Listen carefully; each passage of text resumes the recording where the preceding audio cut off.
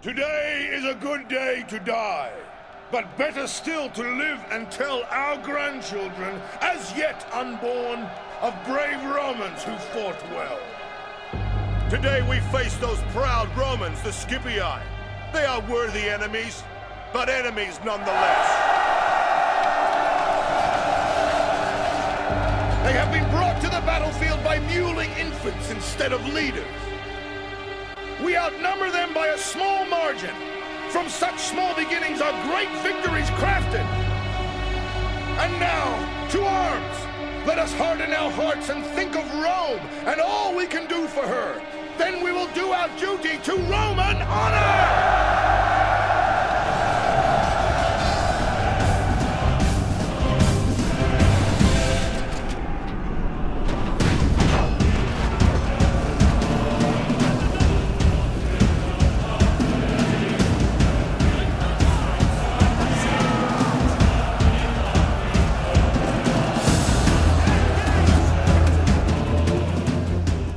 Hearing that general speech and the old Jeff Van Dyke score really took me back.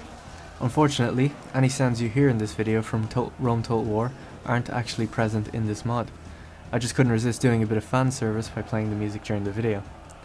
The mod I'm showing you is called Roman Houses Familiae Romanae, and if you've played Rome Total War before, you can already see what it does. Simply putting it, it reintroduces the Rome Total War family system of the Roman factions back into the game.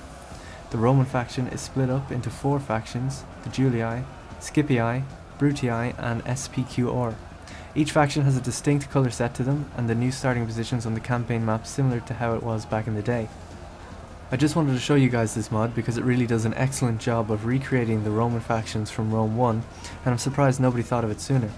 Sure, they may not be historically accurate or anything, but there is something to be said about seeing red Romans versus blue Romans on the battlefield, with the old faction banners raised high. It's pure nostalgia, and if you haven't played Rome Total War, then there probably isn't much point in this to you, but it's still worth checking out. The mod also allows players to play online co-op together as Romans.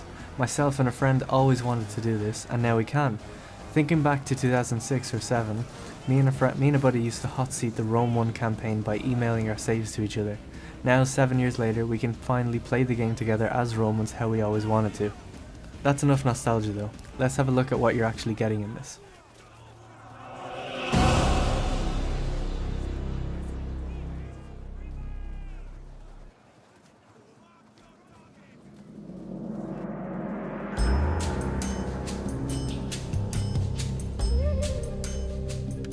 As you can see, the Roman faction family section is kitted out with the new factions and their individual start positions. They start off in defensive alliances with each other and as a client states of SPQR. Unlike Rome 1, you can break that alliance whenever you wish.